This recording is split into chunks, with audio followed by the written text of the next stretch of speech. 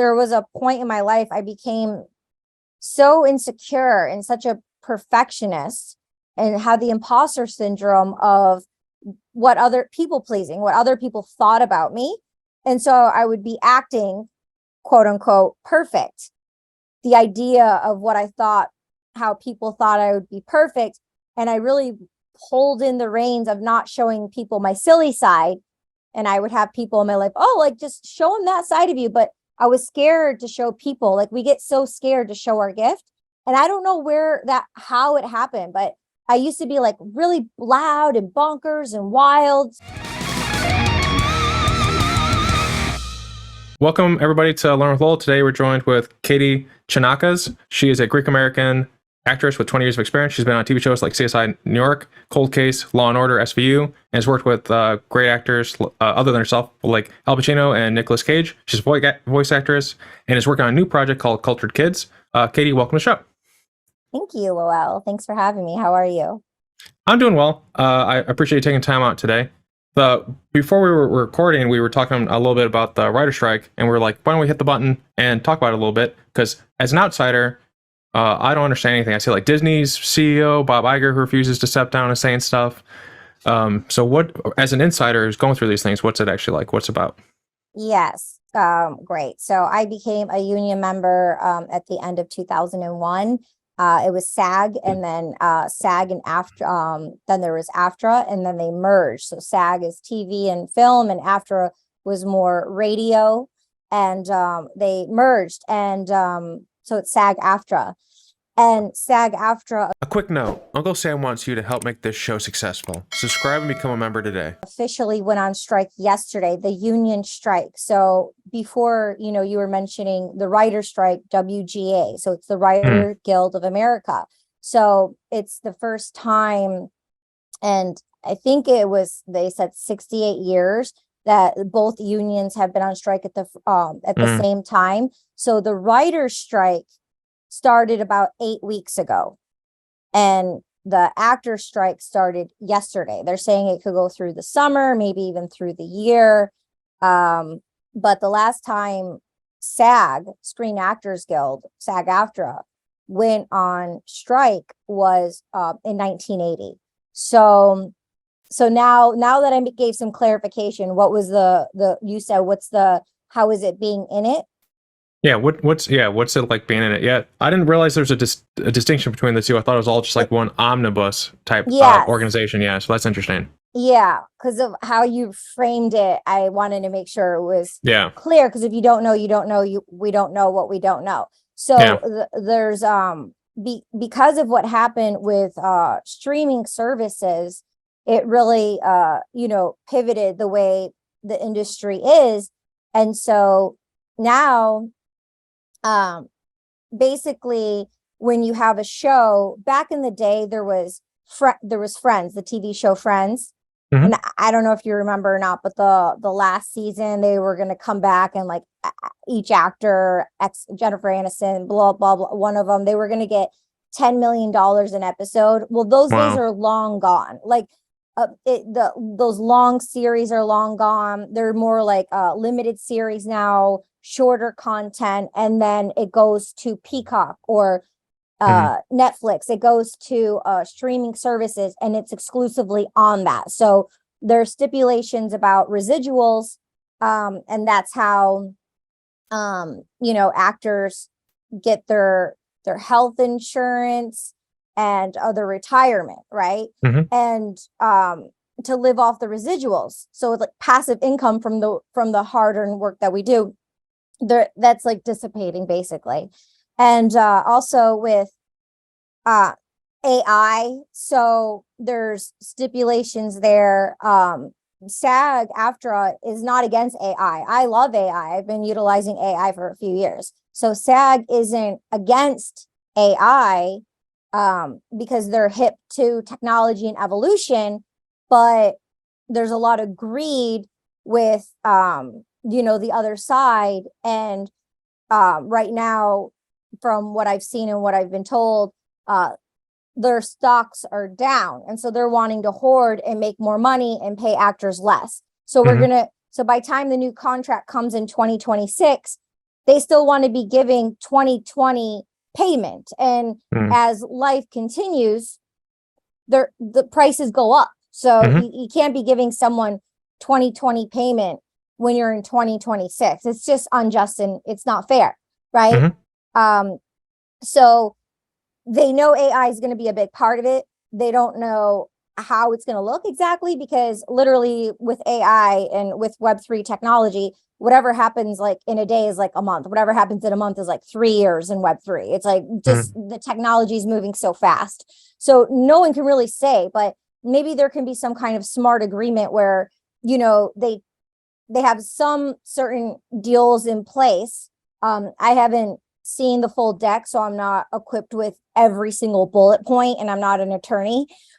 But you know, just from an actor and someone being civil, and since I've been in blockchain technology since 2018, like maybe they in terms of the AI, if the contract is now and then they have to do another one in 2026, maybe there's a term sheet that every time there's an update with the AI, there's a percentage involved, and there's communication for those bumps to be getting bumps and upgraded within the contract. So it's not like a hard stone contract for 3 years. That there's a clause that when it comes to the AI bit, you know, as it develops, we develop together and grow together, and we all make a piece of the pie. And I think that sounds very fair. So I'm not in litigation, so I'm not sure. And then separately on the writer side, and I'm a poet, but I'm not like a screenwriter. It's very different. They want to, and I don't know the contracts there either. But from what I heard and you know, from what people are saying, you know, I've used AI. So you like in my new project, Culture Kids that you mentioned, I put a couple prompts, you know, into the AI and it wrote half the script. I mean, it wrote half the script. So I mean, I love AI in a way. For me, I've utilized in certain ways. But from what I gather, they're wanting to, you know, use AI for the writers, and the writers want bigger writing rooms, and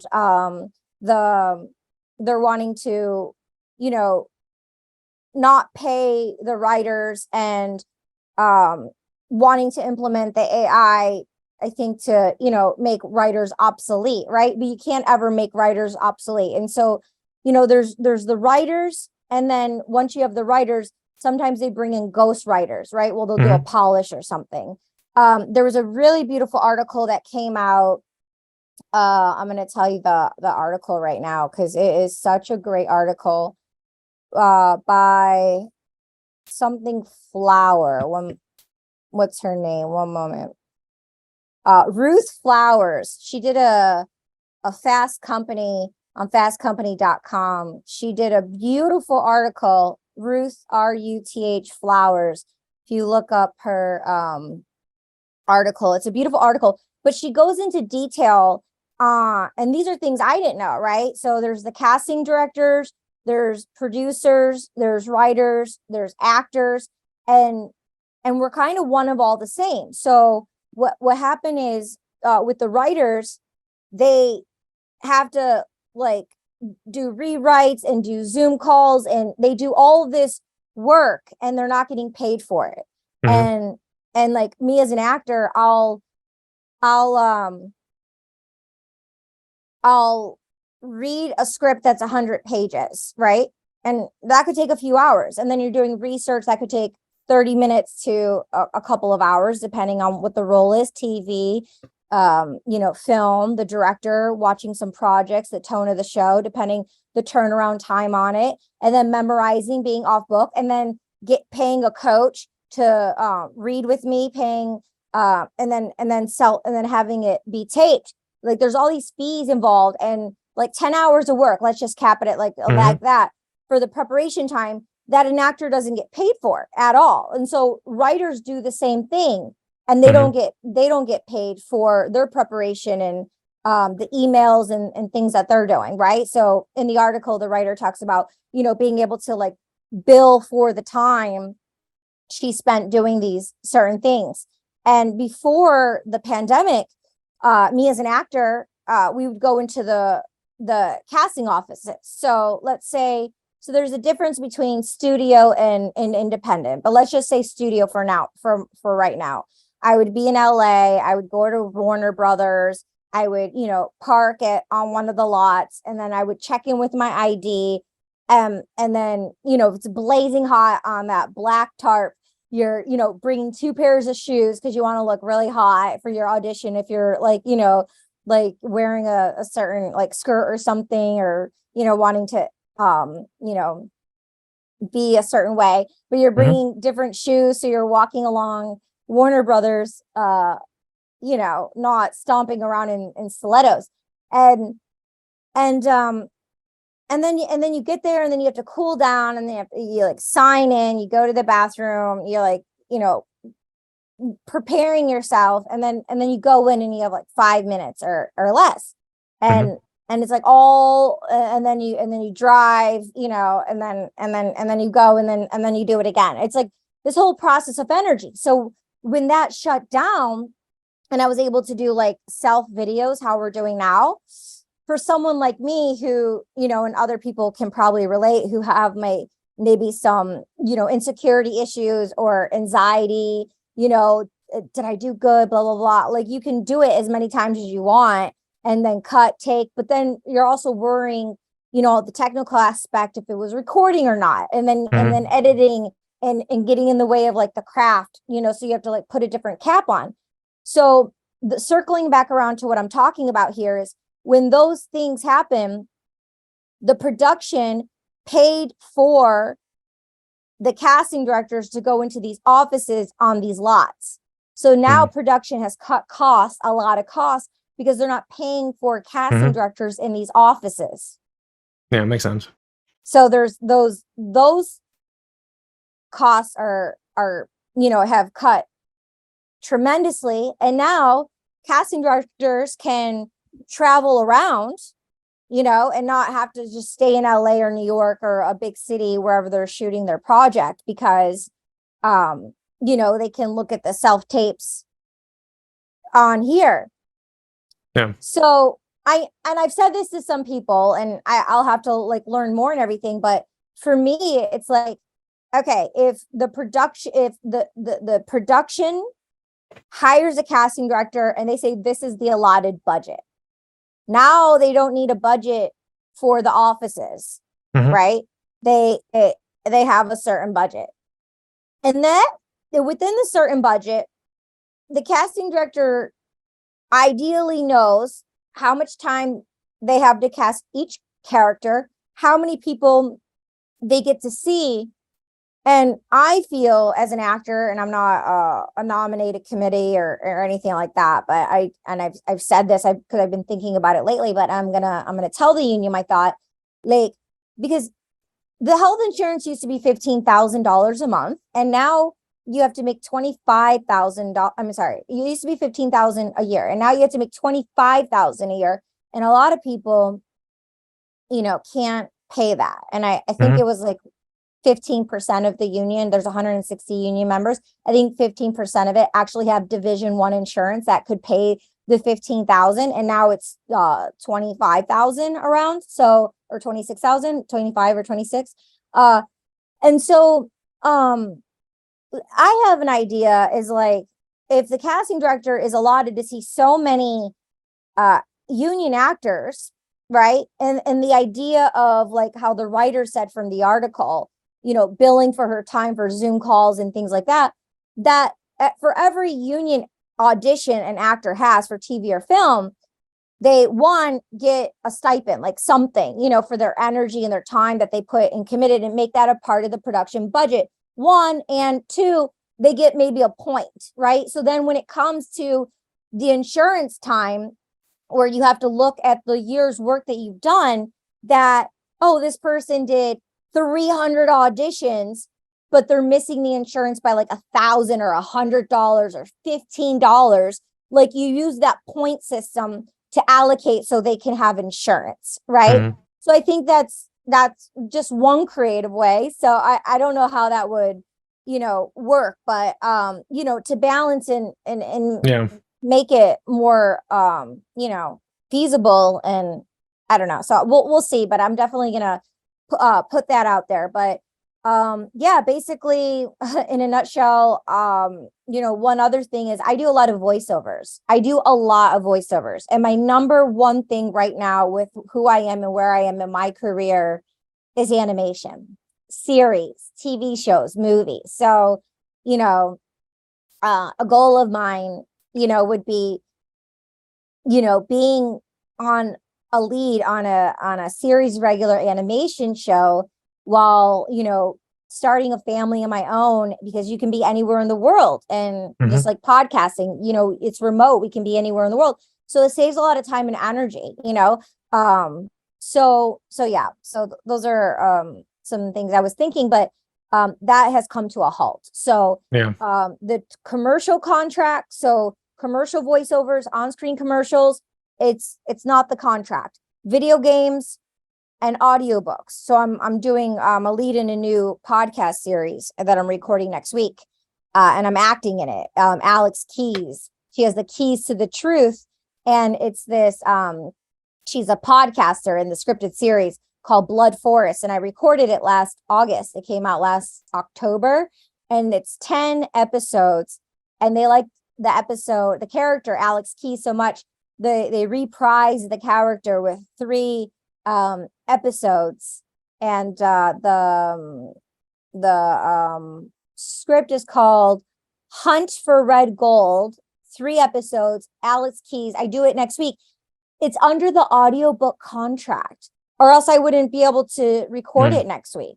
So audiobooks, commercials, music, and video games. No, it's TV and film for animation, any TV show, and on screen.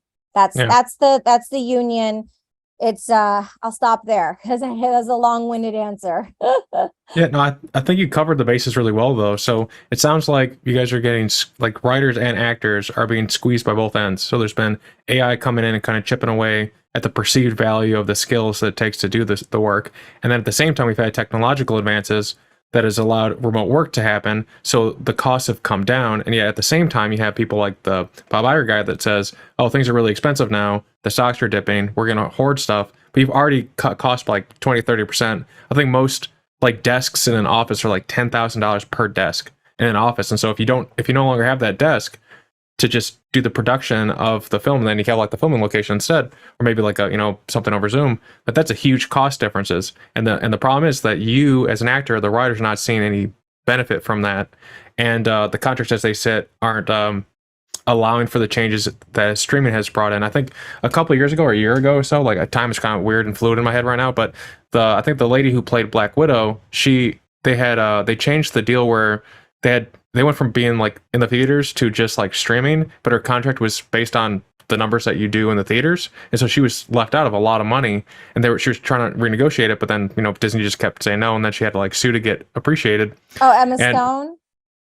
No, I remember when that happened. Yeah. So it's like, for her, it's okay because she has the lawyers to back herself up, but if everyone's having to fight that battle, it's not fair. So I think it's creating a standard where people are being appreciated, and at the same time accounting for the fact that the costs have dropped a lot, and there's a lot more flexibility, and wages need to improve so that you guys can do your work. I think one of the crazy things for me as an outsider when I hear Scarlett Johansson. It was Scarlett. Yeah, there you go. Yeah, I remember. Yeah. It was in the height of the pandemic. Yeah. Well, and it's like, and then you have like these billion-dollar corporations that are saying like there's no money there while they are still doing a good job. But so I think it makes sense why there's that disconnect. The companies feel one way, which is basically I want to maximize profits. The cost to make things is lower, and there's technology coming in hedging it, and it seems like it's coming out on the actors and writers side, which it shouldn't be the case. It should be like everyone working together to go forward, because it's an industry that is 100 or plus years old. It's very like mature industry that seems to like a movie can bomb and it doesn't affect the economy or anything, like, because like everyone still gets paid and whatnot. And then in terms of your objectives for yourself, I love animation. I'm surprised that like for instance the Disney Star Wars, they have like a lot of the animation shows that are better than the live action shows. I was like, oh, why don't you guys do more animation stuff? because it's really good. Like the things you can explore, it's like people don't notice it. But is there a universe or like a series out there that you'd want to plug into to be in their animated, like an animated lead person? Oh, that's a really good question. I mean, it'd be nice to be Wonder Woman or a superhero. Yeah. I could vibe with that. Uh, yeah. I mean, gosh, I just want it all. You know, you just any role that comes around, and a lot of times we can't talk about the roles that we audition for. We sign NDAs and we can't disclose. And but I feel so connected to all of them. My team is so great. Vox. I'm with, you know, one of the top 5 voiceover agencies in the world, and they just get me. I had such a great relationship with them, and the projects that they put me out for, they just really like get me. And it's so versatile what you can do with voiceovers. Yeah, so they send me all sorts of amazing roles and opportunities. But and I'm really cheesy in a way, and I like to like do like little boy voices, you know, like boy voices, or like 15-year-olds, like, you know, younger ones. So something that's kind of like happy-go-lucky would be fun and edgy. Hmm. But yeah, so yeah, there's so many are flying at my mind right now. Yeah, but they're all great. They're all special gems. One thing I would like to respond to about what you were saying with the AI Hmm. again. SAG-AFTRA, they're definitely not opposed to AI at all, and I love AI for certain things that I've explored thus far. But I guess the night before, because what they did was they brought in a mediator from the government the day before the contract. So the contract already expired, and then they requested an extension for another, I think, 12 days. And I guess nothing moved much in those 12 days. And so the night before the extension, they brought in the federal government. And the president, Fran Drescher, said if they were going to bring, they said okay, but if they were going to bring in someone from the government, it should have been weeks ago, like months ago, like not the night before when there's a few hours left, because then if they do come to an agreement, they have to talk to us, the members, first. There's a whole protocol that has to happen, so it wouldn't have been done on time. It would Yeah. just kept getting prolonged. But at the very last minute, the night before, the night before, there was a press conference, and someone said, oh, they gave you some unanimous, amazing opportunity deal. And the gentleman responded, who's the negotiator, he said, I didn't read the papers yet, but if you're referencing, so one thing that they said, I'm paraphrasing here, is, so, you know, when you're watching a TV show or a film and there's background actors, Hmm. Yeah. so they're wanting like you or me or whoever to come be a background actor. They're wanting to scan you and print you with AI, give you a one-time fee, and that's it. They want to be able to use your likeliness for an eternity in TV, film, multiple shows, any which way. And that's just rape. That's Yeah. not fair. You can't, like, here you go, like, you know, utilize my look and my talent, and in 70 years from now, still utilizing my look and my talent, and you only paid me one time, and Hmm. they don't want to give residual income from that. I mean, okay, fine. If they want to scan you, print you, and use you, no, I don't like to say use you, but utilize, you know, your body, your being, your humanity of who you are as a person, then offer some kind of residual income if you want to put this person in different TV shows and movies, because it is a lot to bring in 500 actors every show, bring 300 actors in, or always bringing in background talent. I mean, I don't do background work, but in the past, you know, it's a part of my profession. So I have, and purposefully have, and I mean, craft service is great. Seeing the way a set operates is amazing. Like, there are a lot of awesome things about, you know, being on a background actor, but some people, they're just background actors is what they do. They're straight up background actors. They get their pension. They're with other background actors.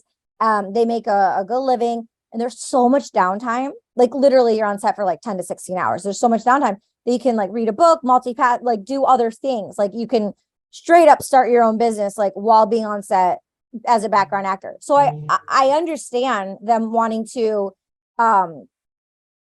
like, be more effective and efficient of not having all these background actors on set, because honestly, I'm going to tell you, like, when I was on set doing, you know, some background work or just being on set as a principal actor, background actors sometimes, most of the times, don't get treated very well. You know, they don't get treated well. It's like they're a herd, you know, they're just there as pawns, but you're only as strong as your weakest link, and it takes a whole village, and everyone does matter. But there have been situations where, and I've heard some stories, you know, they'll just, in the cold, freezing cold, with heaters under a tent. I was on this Burger King commercial one time, and it was a SAG.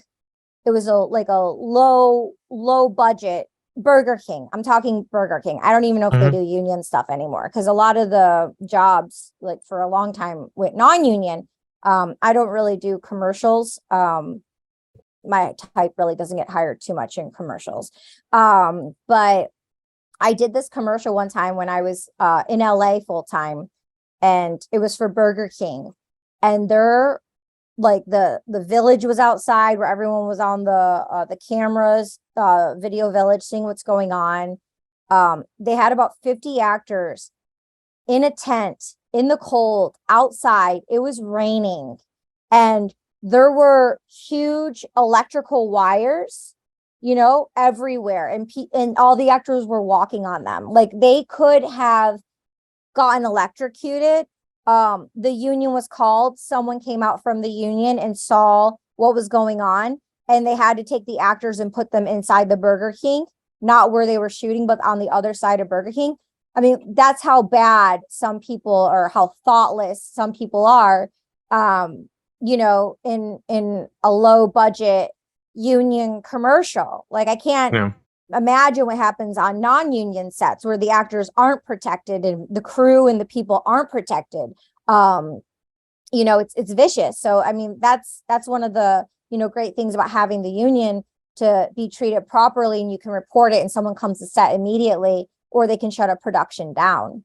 But there were no residuals on that. There were no residuals. The principal actors got paid for that, and there was no residuals, because it was a low budget waiver. And I mean, this is a union commercial. How am I not going to get paid you know, my residuals? You work so hard to book a commercial. It's just, you know, times do change, but you need to treat people well, and you need to pay people money. You can't just have them show up and work for you and think that's okay. It's not. It's unfair. It's disgusting. Yeah, I think I was reading once, or a friend of mine knows the person who does the zoom noise, and apparently, like, the money from that, the residuals, is how they went to college. Like, it's not all up in the front number that people get. It's like the little bit they get paid over time is actually quite significant, which is very surprising to me. It's like, as someone on the outside, hearing these things and knowing that if you get paid once, you're not getting the residuals, other than just like your whole identity being taken. And then like, I can imagine a scenario where you're competing against like the little like clone, the digital clone of yourself, or with the AI, for like a part, like you're like going up to do like a like, I don't know, where you went, you go and like kind of demonstrate yourself. I forget what the term is, but you could like go against your own like little clone in that thing. Where like they're like, why would I pay you an updated salary because you have more experience now, or I could just use this copy that we have in perpetuity. It just like creates a really terrible incentive structure from what it sounds like. But I have a quick question. So learned a new term today. What does type mean? You said like my type does not get commercials. What does that mean? Yeah. Well, look at me. I don't, they're like, you have blue hair, blonde hair, blue eyes. Like what is 2023 right now? I've had we're July. I've had 2 commercial auditions. Because everything, which is great, inclusivity, diversity, which I'm all for. And I don't watch TV. I batch things mostly, but when I'm home with my mom and dad and I look at commercials and, for studying voiceovers, I'll look at commercials, but, you see 4 women and one's African-American, one's Indian, one's Hispanic. And then there's like a gay guy. the only white guy I see in a commercial is like a gay guy, and they're always making fun of him. You know what I'm saying? Like he's the pun of the joke now. But I just had this Greek American actor on my podcast, and one of my friends, she's like, yeah, you're white. I'm like, really? I'm white? Because I never identified as like white before. I was like, oh, okay, white. Yeah, well, because I'm European. And she's like, yeah, white, European white. I'm like, but like, I'm like you, my skin's like you, right? So I always thought I was like more olive. Like, where's I did a recently like a survey thing, and they had your ethnicity for the very first time. Because normally I would always put other, because I always thought like, oh, I'm Greek American. I'm not just like in this box here. But for the very first time, it said European/white. So I checked that one because I'm like, okay, yeah, I identify with that. Yeah, but no, I love commercials, but I've just, for some reason, it's just I guess I don't have a very commercial look. Like sometimes it's all about how you look, right? Yeah. So sometimes they want someone like average looking. So sometimes I'm like, too good looking for a commercial. You know what I mean? I don't know. Okay, I understand it now. I wish I could tell you, but no, yeah, I get it now. When I first went to LA at the end of 2001, I used to have 4 to 5 commercial auditions a day, like so many commercials. But like everything, a lot of things are non-union now. A lot of things are more split now. Evolution, things change. But even back then, I booked a couple commercials, but I was never like the commercial queen. Like, they just didn't book me. Like, I just didn't get booked. But a lot of people, like my friend Jesse Bergstein, he's like the commercial king. Like they want his type, and whatever type that is, But some people just are like a commercial type, and they just like fit that bill. And then I'm not. Yeah. Well, I think it sounds like you're more towards the roles where you can actually show your skills, where it's not just like how you look from the commercially people's point of view, where it could just be more like you actually can go in and roll up your sleeves and do what you're good at. Yeah. I mean, I thought I did a really good job in my commercial auditions, but I guess there's a certain technique to it. But I did grow up doing modeling, so but yeah, I mean, with the voiceovers, I can definitely show off my range and skills. And it does not matter what I look like, because it's just a matter about my choices, the craft, baseline, root, how I sound.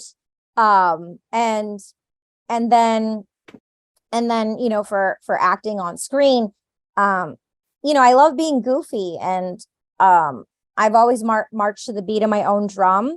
And there was a point in my life I became so insecure and such a perfectionist, and had the imposter syndrome of what other people thought about me. And so I would be acting, quote unquote, perfect. The idea of what I thought, how people thought I would be perfect. And I really pulled in the reins of not showing people my silly side. And I would have people in my life, oh, like just show them that side of you. But I was scared to show people. Like we get so scared to show our gift. And I don't know how it happened, but I used to be like really loud and bonkers and wild and, like, and show that. And then somewhere along the line, I remember a spiritual coach once said, someone clipped my wings. People come along and they clip your wings, or like take off like a skillet, like over your head to like knock some sense into you. And then you take away some kind of dream state of who you are and your spirit. And so I hid that for a while. It was like kind of a loss of identity, I guess. And so I'm allowing that through comedy. And I've been going, since the beginning of the year, I've been going to open mics in New York City and doing comedy and doing improv and just failing and just going and laughing and just telling stories and just finding my own lane in my own language. Like Matt Rife, like I read an article about Matt Rife, who's from Columbus, Ohio. He's been doing stand-up for 15 years now, and he couldn't get a special. And from what I was told, there's 150 specials that comedians get every 3 months on the streaming networks. And he couldn't get one. So he created his own lane. He created his own and he put it on YouTube, which he didn't want to do, but he did. And anyways, now he's like the biggest comedian in the world right now. And his show did so well. His tour got sold out. So then he announced a world tour and it sold out like in one day all the way through next year with Matt Rife, R-I-F-E. And I was reading this article about him a few months ago, and it was saying how like how he just I'm like paraphrasing, but how he marches to the beat of his own drum and he like in his own lane doing his own thing. He's not doing what like other people are doing. And like when I started when they got me, managers and comedy people, when they got me into comedy, I was like, oh, like you have to memorize lines. I thought it was like improv. I thought you just go up stage and tell jokes, but those things are so rehearsed. But then people were saying in like early 2000s, like, oh, you're pretty, so you have to be like really funny. And they would do all that psychological shit that really messes with you. It still goes on today, but he actually really had the cahoots to not listen to any of that, to be beautiful as he is and still be very funny. And if I had that kind of security within my own self, and like stuck to it, I think, I could have carved my own lane in that way, but I cared too much what other people thought, which makes me sad. And so now, full circle, I'm disconnected from my, emotional trauma. I'm disconnected from my childhood stuff, right? Because that's what you did, right? In early 2000s, you got up on stage, and the best comedians, they talk about pain and they talk about their lives. Not all of it has to be truth, but they have the courage and bravery to talk about those things, and it makes them very funny. And it makes them funny because no one else can identify, because it's their own personal experience, which makes stand-up comedians so unique in their own right. And everyone has a different story to tell. So I was so attached to my Greek heritage and the umbilical cord of my family that I could never get on stage. I'd be too shamed and blamed to talk about anything. Now it's like I'm a whole new person. We, change. And my mom's like, yeah, go ahead, talk about the family, blah, blah, blah. And she's like, I got her approval. I'm like, okay, cool. So like now I can go talk about stuff, but I'm not too attached to it like I once was. I can like laugh at myself and make fun of it with the crowd, with the people, right? So I've been doing it. Not as consistent as I would like to be, but I am out there. I'm putting myself out there, but it's important right now with, even before the strike, to be out there and put yourself on a stage and make yourself vulnerable, because you really do not know who's watching. It doesn't matter how many likes you have, what goes viral, what doesn't. If you have something to say and want to show something off and you're speaking your own truth, unless I get on the stage and do it and make a fool out of myself, knowing or not knowing, then no one will ever know. And so, and we get older, and so we have to remember to play and experiment and not go in like it's a final like Netflix special or something like Mhm. that, and just and go in. And I think that principle applies to anything when exploring and creating. But yeah, so I've really, really enjoyed having the cahoots to get on stage and be silly in a way, consciously though. Like before I was doing it and I was just like young and just like doing it, but now it's like, people are watching, and so it's like a whole another level of still showing up to do it and not Mhm. caring what people say. Yeah, well, I think a lot of the stuff you do that you probably, take for granted in the sense of that's difficult. When I imagine myself doing it, it sounds like really scary. So if I imagine about acting being like very vulnerable, going up on stage and doing stand up, very vulnerable, like those type of things, it sounds pretty scary. So just going up there and doing it, the acting stuff sounds like you got the muscle for it, and then the stand up is where you're working on the new muscles where you can just be more and more yourself. But that stuff sounds really intense. All those eyes on you, all those people, and then you're like telling your own story, but at the same time, it's kind of like I imagine kind of like jazz, where like everyone's like the crowd's a part of the story too. Because if like everyone just like stares at you, it doesn't respond. I can imagine like that's kind of a weird experience. Like you're telling a joke, people just stare at you like sheep or whatever. But that's not fun. Yeah. But when they do respond, like I imagine that feels pretty good. But like the underlying thing Yeah. is like that sounds pretty scary. Like it takes a lot of bravery to do that type of work. And what you're saying right now is why I do it. It's Yeah. like why I have to do it, because it's Hmm. so vulnerable. It's like the thing that scares me. It's like the thing I want to go for, Yeah. because to prove to who? To myself? Like I don't need to prove to myself anymore, but but I know if it's going to be that way, it's something to explore. And so I turn curious. But like you, and like you just said, everything you just said. And so if I go and I prepare, like no matter how much I prepare material, if you don't know your crowd, you don't know where you're going. So I was asked to perform in Brooklyn at Secret Pour a few weeks ago. And I said yes. They wrote me and they said, "Will you come perform?" And I'm like, "Yes." They wanted me to come do comedy, and I'm like, I go, "Well, what's the format?" They're like, it's open format, so because some places are just strict stand up and it's open format. I'm like, okay, cool. So I prepared some material, and then I left some open for like interpretation, but when you're in the room, when the live audience, a comic before you might say something that sparks something, and you want to build the rapport from the room. So then you Mm. compliment or mention the thing that was funny, and then that brings another laugh to the crowd. And I did this bit on broke and billionaire. I have a bit on being broke and billionaire. And so I'm like, I'm like, I'm gonna and I was closing out my set. I'm going to slide over to the bees. I'm like, we're in Brooklyn. And everyone's like, yeah. But like, if I was in New Jersey somewhere, like maybe, or Michigan, like, that wouldn't have worked. Right. Hmm. But it worked because I was in Brooklyn, and Yeah. then and then I went into my set. So and it was LGBTQIA plus like Pride Day. So it was like, you have to be able to read the crowd. So like if I go do a set in Arizona or, in Texas, like, I have to read the room. So I can't just start doing my material. I need to like go in. And what I find that works for me, this woman, she's amazing. She played the queen in Bad Cinderella.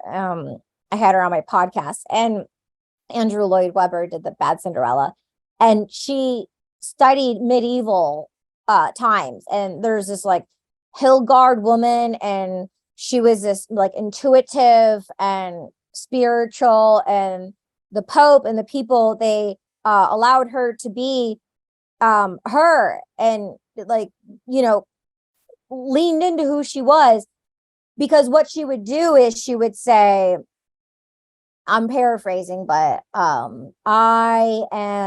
we all know that women are the scum of the earth, like we're nothing, blah, blah, blah, blah, blah, blah. We're like itty bitty, and, like, and so you kind of just like deflate any expectation or ego that one may be thinking. And so like I kind of come on to, and I like that as an inspiration to come onto the stage, and I'm like, yo, like I'm not really a comic, I'm more of a dramic. I'm Greek. We invented drama, the theatrics. And I'm like, we're gonna set the bar really low here, and like and to have their expectations really low, to kind of like take the hook out, right? So Mhm. they can loosen up and have a good time. And so Yeah.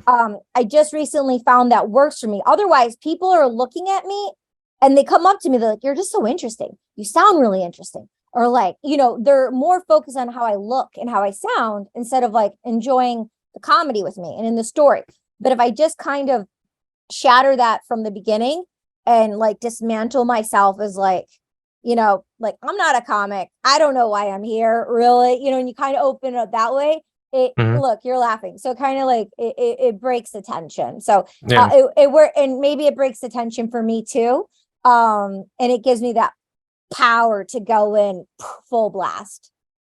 It's almost like you're sharing the feeling you're having, like, oh, I'm vulnerable right now, and like recognizing that like the audience is seeing it too. It's weird how often like people, I think it's called like radical empathy or something, where you just like, if you can label the emotions of what's happening in the moment, like people can really respond to it. I think it's the desire. I imagine it comes from the desire, like people want to see what people actually are like versus what people like pretend to be like in their average lives, and which is interesting because you're an actor, so like you can pretend, you can act and do other things, but there are like it does sound like when you are able to just be yourself, like there's something cool that comes out from that, which I like I think it's that. interesting. Yeah. Yeah, I'm So, feeling good inside. I like that. I like that. yeah. Yeah. Yeah. Oh, So I go do ahead. want to share with you. I know my comedy coach would not say, don't say this, and other people will say, not say this, and that's probably why I'm saying it. But you made it when you get kicked out, when you get banned from a comedy club. I've been banned from a comedy club in New York City. This comedy club, in my mind, was like the most respected, coolest, amazing comedy club. However, I found out it was, but they sold it. And so it's not the original owners and the people who were there. It's very cliquey and they're blah, blah, blah, whatever. But this is the comedy club that banned me. And I was doing what you were saying, like since I'm an actor and these stories that I tell. So the female host, she didn't like that. And she told me she says, I have a personal issue with you. I don't like your demeanor. And I'm like, I'm not here for you. Like, if you have a personal issue with me, you don't like my demeanor. Like, she doesn't like my demeanor. She's insulting my character, who I am, my stories, like what I talk about. It's hilarious. I did a whole bit on Matt Rife, actually, how I'm his future ex-wife, and he liked the video, and that's the time she banned me from the club, because she would, you know what I mean? Because I was like, and people in the crowd, some of them didn't know who Matt Rife was.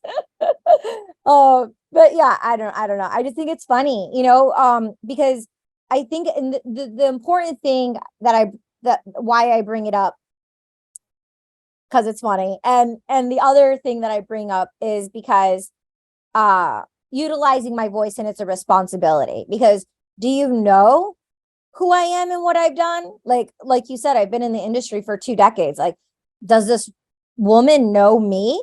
No. Did she maybe look me up on social media and cringe and do whatever she wants to do as a human and decide like it's yes or no and she doesn't like me, whatever?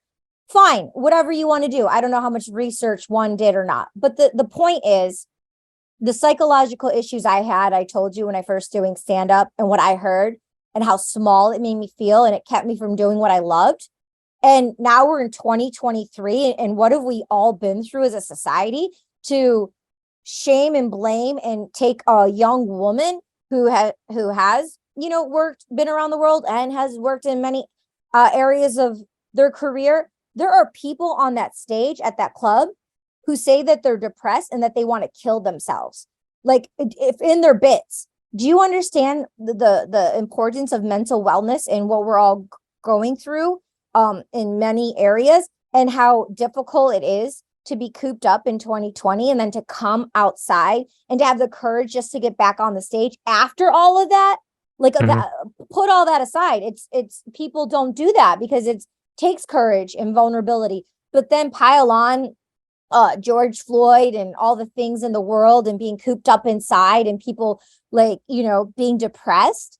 And then you're going to be that way towards me. like, I'm me and I'm strong, but how many other people has she done this to, male or female? How many other people who are just getting started in their budding careers because this person's jealous and they're the gate of this particular comedy club? And of course, there's a lot of other comedy clubs, but I mean, it's the principle. You do not treat people that way.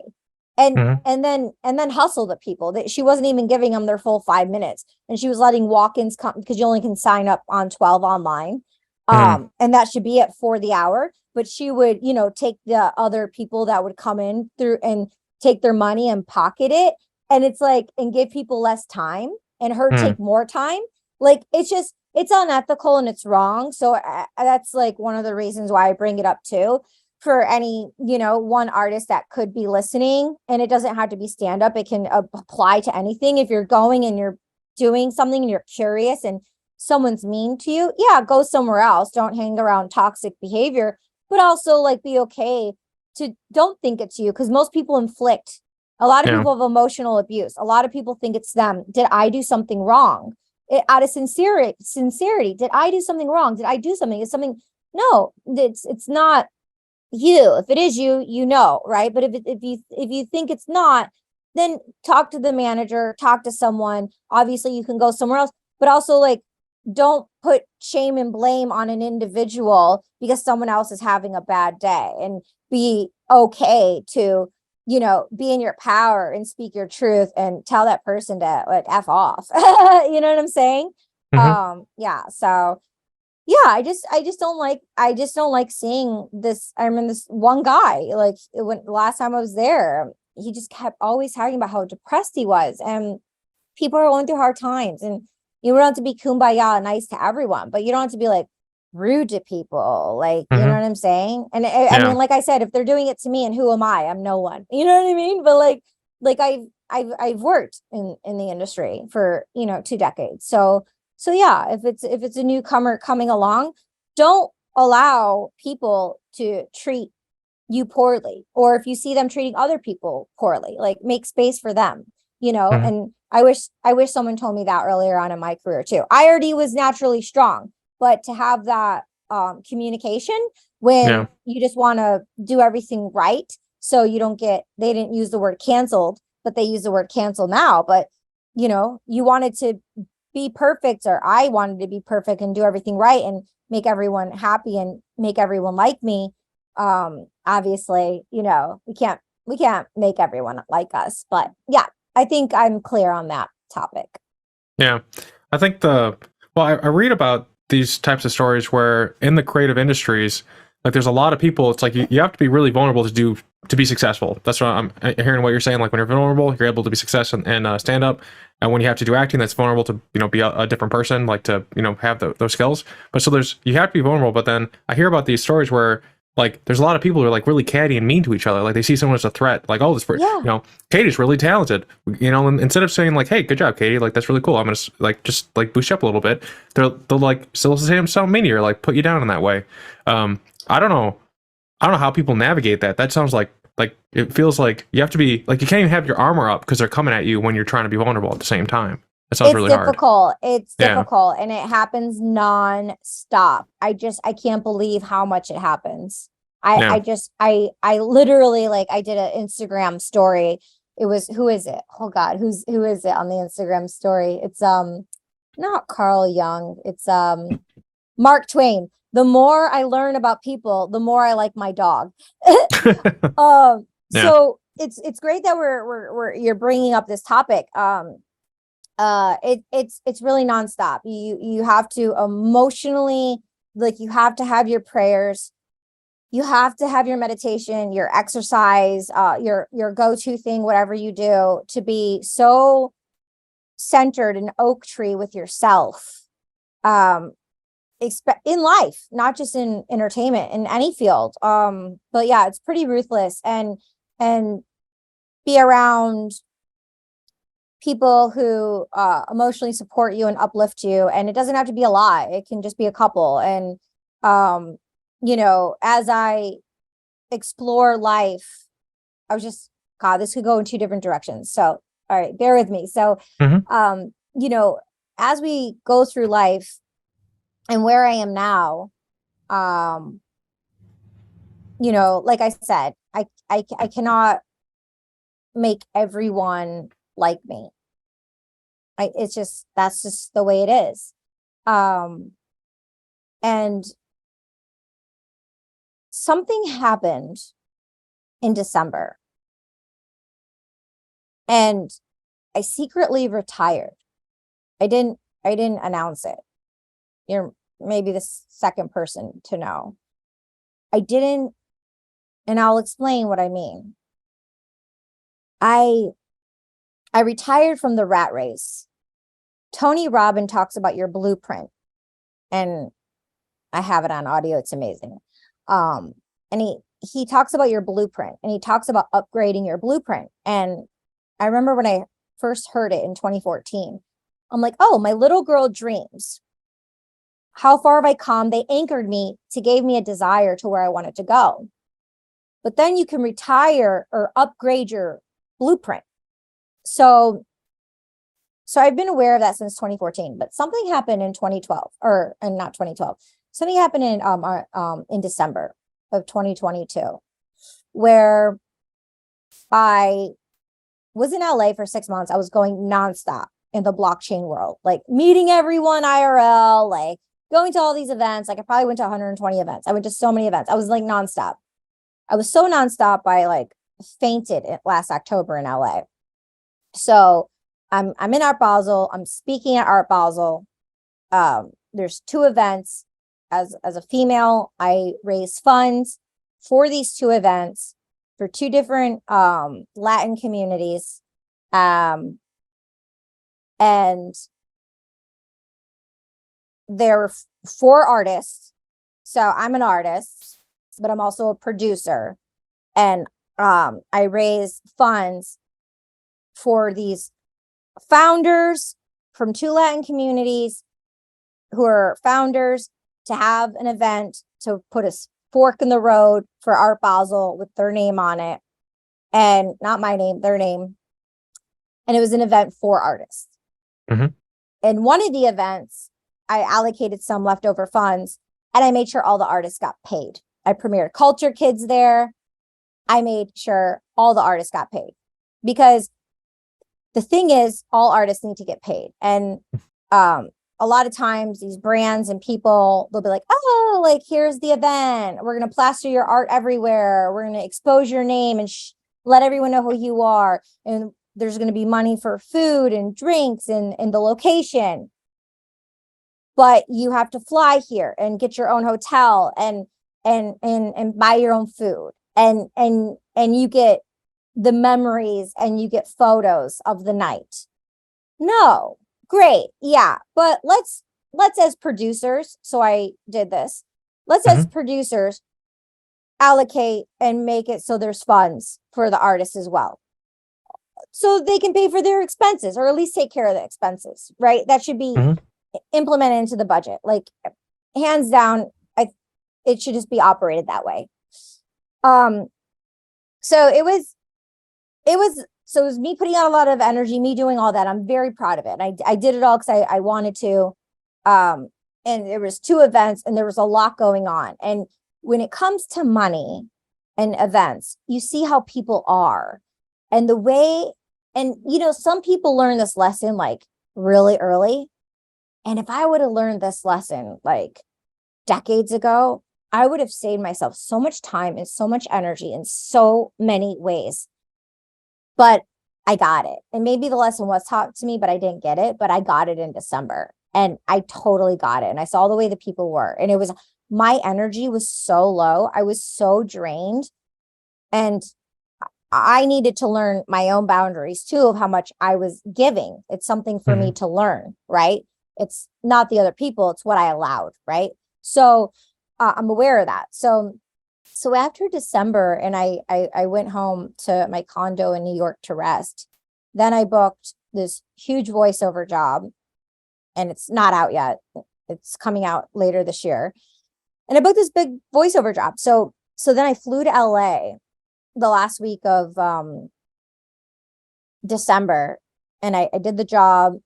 I was in LA with my sister for Christmas and New Year's. I go back to New York, and during that time, I decided that I'm retiring. I'm retiring from all the goals and expectations I had in every which way. And the only thing I was going to focus on, because I focused on my career for the last 20 years, the number one thing I'm going to focus on now is my health. I'm going to focus on my health, and I'm going to focus on hopefully producing a family of my own, right? Like this is number one, not success, not money, not the next job, not that thing, right? And so I was so energetically exhausted, but I saw the way people were, and it just gave me this disgusting sense of certain people. And so and my energy was so low. I've been having to take, like, I went and got blood work in January, and my B12 was low, and then they had me do blood work in April, and my B12 was low again. She's like, just sleep. So I've been spending this year really zoomed out and really just taking care of my personal health, and making that my job. So my job has been taking care of my health, and then focus on, like I said, having a family of my own. And I've been for the last 4 weeks, just once a week, doing B12 shots. So I think I'll go for a follow-up. I think my B12 should be much better now, but it's really important to take care of our bodies, because we have these goals and these expectations of what we want, and we have to check in what is obtainable, what's sustainable, especially with pivoting into the world. So to check in with one's blueprint of who we are now, what we want, what we wanted when we were, little Lowell, like when you were, that age, and how far you've come, because we don't really realize that, maybe you've already filled that blueprint, right? And we can, pivot and shift along the way. So I retired on a psychological level from all of those things. And a lot of, our healing is inside of the body. And, trauma and healing, and people, unless they're seeking it, a lot of people aren't talking about the importance of really sleeping and really resting and taking care of that part. It really shifts the dynamics of how we show up in the world, right? So that's why exercise is really important. You mentioned you're married, so having little ones and having a spouse, I think that probably puts some hopefully healthy patterns into that balance. But for me and a lot of people who are just straight up entrepreneurs with no nesting responsibilities, could be how I was, right? Just very bulldozing. And lastly, on this topic for now, in 2020, when the pandemic happened, I started being on all these podcasts, and I started, it's like you sow your seeds and you reap what you sow, by all these questions. When I was on all these podcasts with all these fellow podcasters from all around the world, and they were talking and asking all these questions, it was so beautiful to witness and to experience the fruits of my labor that I never really acknowledged, because I was just on the track so fast just to keep obtaining more and more and more and more. So since the pandemic happened till now, and even more now, being able to just sit in what I've done, not to, stare at a poster like nonstop about it, like egotistical, but to acknowledge me and myself, of being human, of who I am at some point, of what I've done thus far, right? Who's going to do it for you? No one's going to do it for you. You need to do it for yourself. But we're taught in a lot of unhealthy ways not to, right? I've always, not always, but most of the time, gifted myself those gifts, short-term gifts, ice cream or a book or a trip or something, like a jewelry or something, to acknowledge like little successes on the way, short-term goals.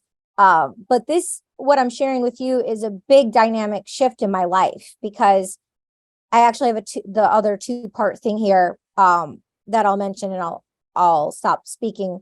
But the other part is, I want to say in a nutshell, I grew up and spent my whole life purposely not identifying with certain labels and names and things. Like, of course, I'm Greek and I have my brushstrokes of Greek, but I didn't take Greek to the level where some people take it, right? I'm a runner, always been a runner, but I didn't want to be identified as any one thing. I rebelled against it.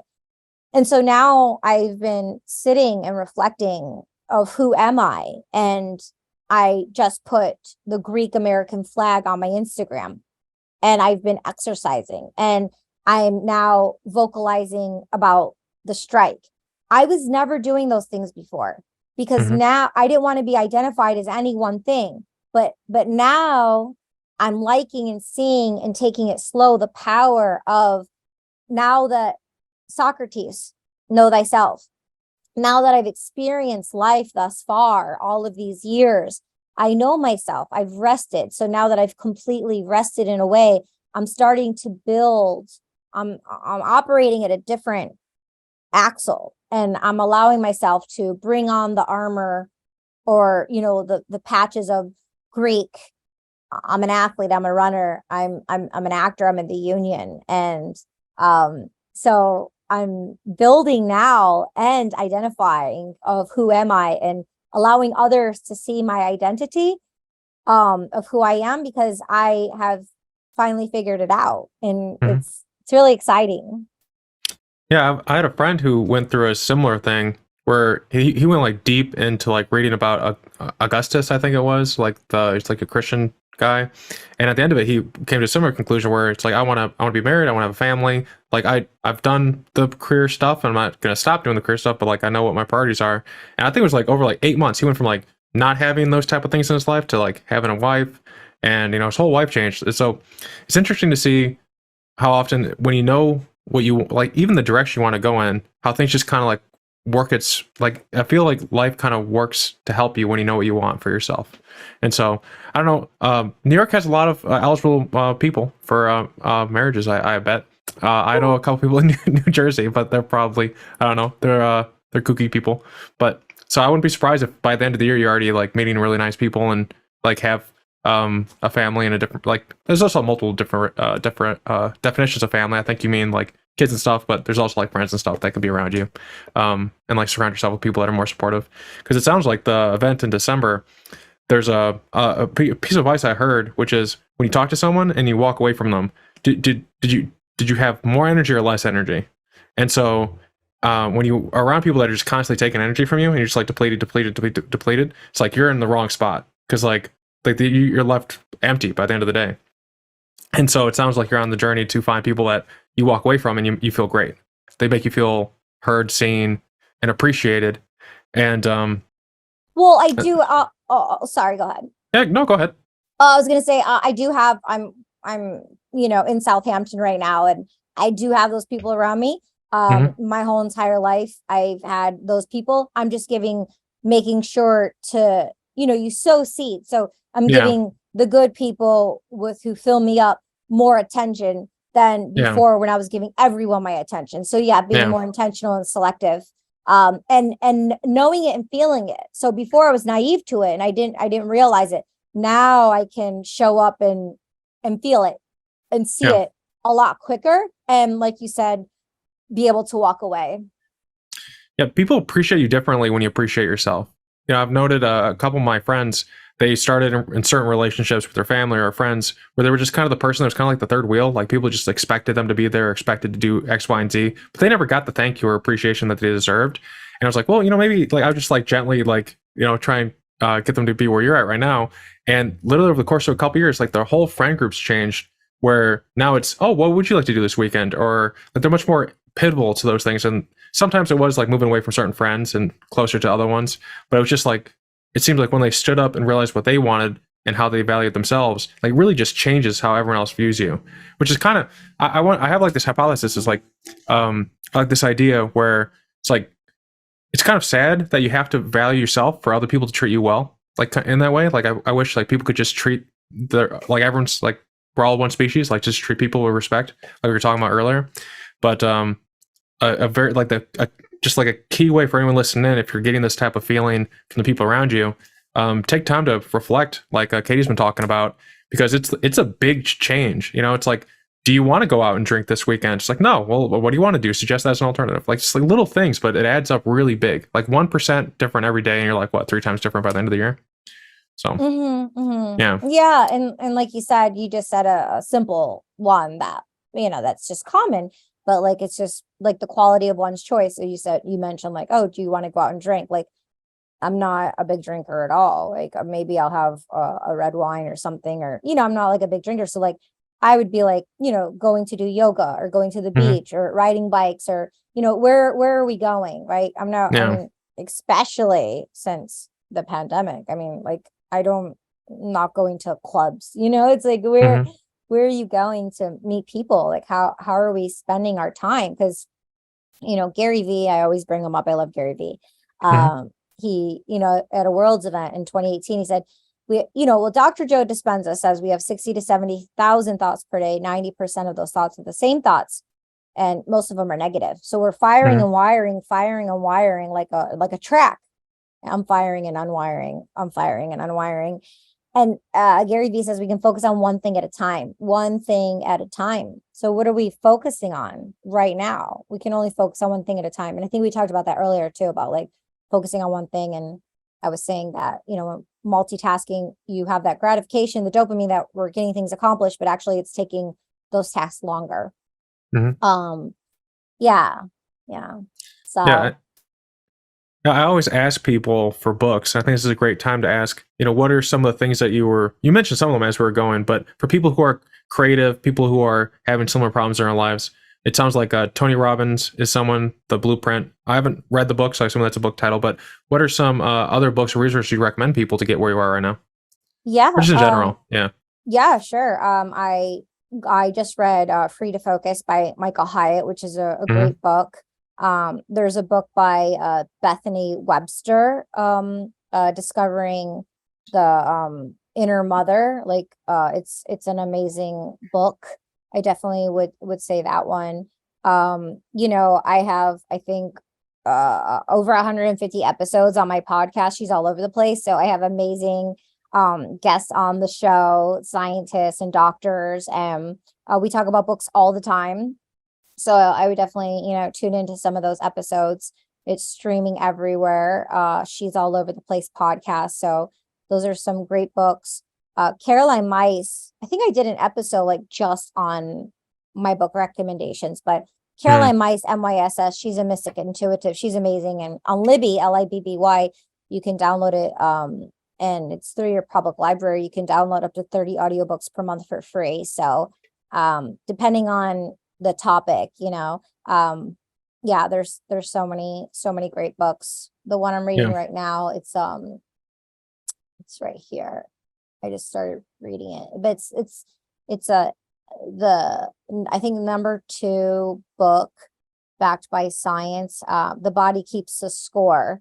And the next one I'm reading, oh my God, The Creative Act, A Way of Being, by Rick Rubin. The Creative Act. I would definitely get that immediately. Yeah, I keep hearing Rick Rubin pop up in the recommendation queue for people who are on the show, so I'm definitely going to grab that for this weekend. And I have checked out your show, and I recommend anyone check it out. You have some cool people that come on. It's so cool. Like I really like learning from people from different aspects of life, and you've had people from all over. It's a lot of fun. I'll have it in the show notes for everyone to check out. So for all the new comedy special, your podcast, your work, is there you have a website, but is there one area to just keep up to date with what you're working on? Yeah, so Chonacas, Chonacas is my website, and then my Instagram, my Threads, my TikTok is Chonacas, my last name. And then I do have a YouTube Katie Chonacas. Mhm. And I made the handle Katie Chonacas comedy. It's a lot of different social media platforms. I tend to go to Instagram Mm. the most. It's because it's the most fun for me. Twitter or TikTok, as a creative, with all the different filters and options, you can be silly and goofy as a filmmaker. Like TikTok's pretty cool. But I find myself always on Instagram. But yeah, Culture Kids is not released yet. We shot it last October, November. It's situational comedy. It's half written by AI, half improv. And I was gonna put it in the film festivals, and then there was like the buzz about the writer's strike, and so I didn't. And then there was a writer's strike, and it's a 9-minute short. And a financial producer like advised me, oh, just to like release it on all the platforms. But then I was gonna maybe get a distribution deal, and they were switching out people, the executives in the office, and then it would have been good for MTV. It was MTV that it was potentially going to be on MTV. It'd be a great show, but it's good for old MTV, not new MTV, I was told. So now I'm back at square one. And so I decided, because I covered the Tribeca Film Festival recently, and my friend Sam Pressman had the first AI short film at Tribeca. And I'm like, oh, like he has the first AI short film. I'm like, my comedy project's AI, and I guess it's like a thing. Maybe they have a category. So I decided I'm gonna because I was gonna, what I said, like release it and then maybe have a distribution deal, just help with marketing and distribution. So I'm going to put it in the film festival. So I'm gonna raise funds and I'm gonna put it in the film festivals. And that's what I'm gonna do. And I think it needs to go there. Instead of me just like releasing it as a solo artist and then having the actors participate. But I wish it could have been out and people could have seen it by now. I did premiere it at Art Basel, but so that's where I am with it. There is a little trailer snippet pinned to my Twitter, which is Katie Chonacas, but I'm just sitting on it. Sometimes like when we were talking earlier, you do things in rotation. So it's like I did it and I'm just kind of sitting on it right now. So, but it takes time. And look what's happening with the writer's strike and Screen Actors Guild. Because I'm even thinking like if I put it out, it just seems insensitive. If I'm putting it out, it's like kind of a slap in the face because it's like it is written half by AI. I just feel like it's not appropriate. So I think it's good to put it in the film festival circuit. Yeah, is there I haven't been to a film festival. If I were to go to one, is there one that's like particularly fun and educational? Or I don't know how to break down what would be the criterion for a good film festival. So you're in Chicago, right? Yeah, I'll go anywhere though. I'm boring. But you can just like Google your local area. Okay. Yeah. Okay. I don't know if there was like, it's like there's places that they say they're good, but then you ask someone who's been there and it's like, oh, this is scary. Don't go there. No, so. Tribeca's a great one. Tribeca's great. Tribeca's great. Toronto's great. Oh, you want to know the one you want to go to? Sundance. It's in January in Utah. Sundance. Yeah. But it goes on for like 2 weeks, so you want to go like the first part. Okay, first part. Yeah. I don't know why I'm writing this down. This is recorded. Alrighty then. What? I was taking a note. I was like, this is recorded. Why am I writing this down? I do it all the time. It's okay. I take do it notes all the time. Like Naval does it. Dr. Huberman, Rich Roll. They all like take notes. They like Google, look up things while they're on the podcast together. I did it because you want to fact check and have things like be accurate. Yeah, it's fun. All right. Well, then I want to thank you for coming on the show today. For everyone who listen in, I hope you leave a comment. Let us know what you think. So far, whenever I comment, I don't drink or we talk about not drinking as much. There's one person who's like, "You don't drink? What the heck?" It's like I don't know why people are so defensive of alcohol, but I guarantee we'll have at least one comment on that. But thank you so much for coming on today. Okay, thank you so much for having me.